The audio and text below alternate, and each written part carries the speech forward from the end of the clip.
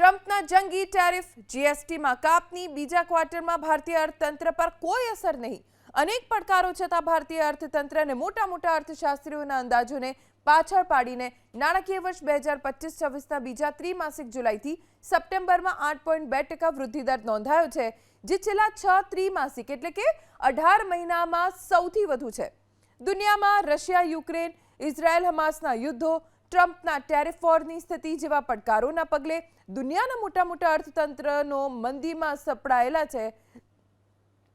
American પ્રમુખ Donald Trump Bharat પર સૌથી વધુ 50% ટેરિફ નાખવા સાથે ભારતને ડેડ ઇકોનોમી ગણાવી હતી.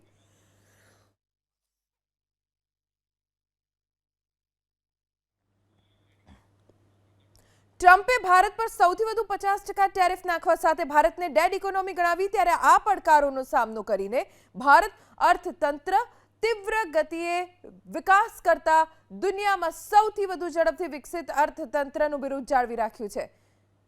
એનએસઓના આંકડા મુજબ ગ્રાહક ખર્ચમાં તીવ્ર વધારા અને ઉત્પાદન સેક્ટરના શાનદાર દેખાવના કારણે જીડીપીએ વૃદ્ધિ દર માટે 8%ના આંકડાને પાર કરી લીધો છે.